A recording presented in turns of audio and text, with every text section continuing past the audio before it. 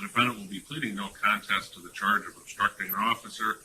Joint recommendation for 45 days in the county jail, Huber privileges, work release privileges, court costs, and a DNA sample. It says you'll be pleading no contest to the charge of obstructing an officer. Is that correct? Correct. You are 45 years old, 17 years of schooling. You do have a high school diploma or equivalency.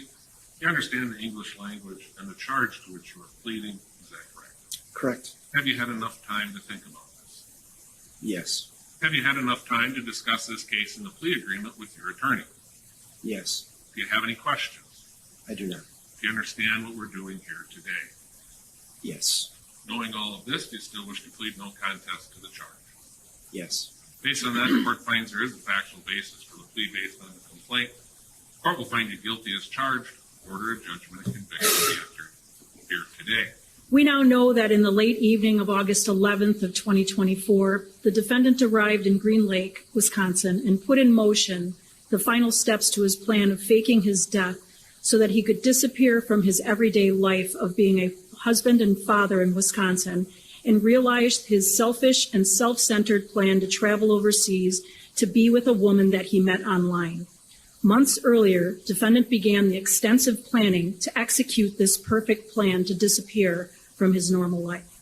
He took out a sizable life insurance policy. Defendant transferred money overseas. He regularly communicated with the woman, professing his love and desire to create a new life with her. He reversed his vasectomy. He applied for a replacement passport, claiming that his original one, which his wife found in the family safe in its normal place, was lost or stolen. He researched and studied how to successfully disappear. He looked into how to fake a drowning and chose our beautiful lake, Green Lake, which his research revealed would make his ruse more believable. He believed that Green Lake's great depth would mean that a body would not surface. According to the defendant, his entire plan to fake his death, to devastate his family in order to serve his own selfish desires, hinged on him dying in the lake and selling his death to the world. His words.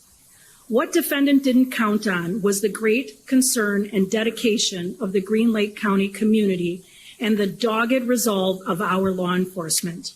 For 58 days, the Green Lake County Sheriff's Department, with the support and assistance from community members, Bruce's Legacy, the Wisconsin Department of Natural Resources, cadaver dogs, deep divers, fishermen, local businesses, regional and national law enforcement partners searched for the defendant. The defendant's family was left to believe that he was missing or worse, dead. Meanwhile, law enforcement was determined to help his family find closure and left no stone unturned. 58 days after the defendant faked his death, this investigation pivoted. Law enforcement discovered that on August 13th of 2024, the defendant was encountered in Canada. Law enforcement would continue to dig and find that the defendant flew from Canada into Europe, where he then went to the country of Georgia. Once there, he began to create a life with the woman he met on the internet, getting a job and an apartment.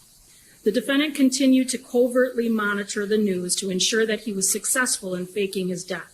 He took extra precautions while overseas so as to not leave a digital footprint that could lead to his discovery. Once again, the defendant did not count on the determination and dedication of our law enforcement. Beginning on November 8th of 2025, 89 days after the defendant faked his death, the Green Lake Sheriff's Office began a months-long electronic communication with the defendant.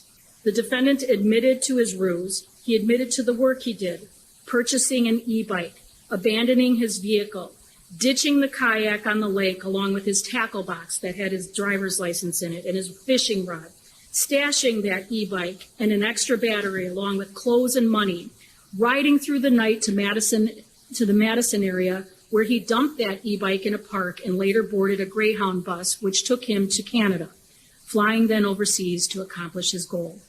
The Sheriff's Department continued to communicate with the defendant for approximately 1 month, convincing him to return to Wisconsin to account for and answer to his actions. On December 10th, 2025, 121 days after the defendant put his plan into action, he returned.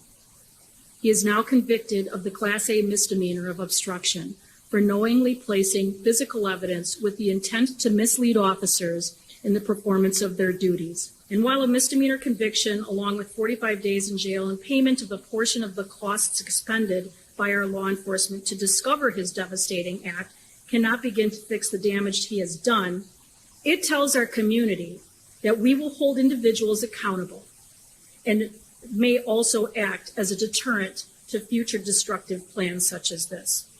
Those that may wish to disappear are on notice that our community will not give up after a few days. We will continue to dig, and if we find that a crime has occurred, we will work to hold you accountable. My client deeply regrets his decisions that he made initially. However, I think he's made some really good and positive decisions after those events. All of the decisions boil down to one thing, and that is that he is here taking responsibility for his actions. He came back from Europe to take responsibility from his actions, and I think that that's worth noting as well, because this was a non-extraditable misdemeanor. He didn't want to come back. He didn't need to come back. He did, and he wanted to make amends, and that's why he returned. Finally, the need to protect the public, as the state has discussed. I don't think that he's a danger to the community. I think perhaps what he did warrants some punishment, and is why we are agreeing that the 45-day jail term is appropriate. So I think based upon all of those factors, this is an appropriate recommendation, and I'd ask the court to follow it. I deeply regret the actions that I did that night and all the pain that I caused my family and friends. The defendant is facing a sentence on the crime of obstructing an officer. This is typically for someone who gives a false name or misleads an officer. It is not a serious crime, but it is a drain on police resources. In this case, the defendant led law enforcement to expend time and resources to search for him. That made more difficult the performance of their duties. Now, the defendant has said he didn't think law enforcement would search for him as long as they did. But the point is, the defendant's actions, faking his death, required the sheriff's department to expend resources to search for him, and that obstructed law enforcement. A factor the court can consider for sentencing is deterrence for the defendant and anyone else who is thinking about faking their death. If you persist in your deception, the longer you obstruct, the longer you are duplicit. Instead of coming forward and admitting your mistake, the longer the penalty should be. Therefore, the court sentences the defendant to 89 days in the county jail.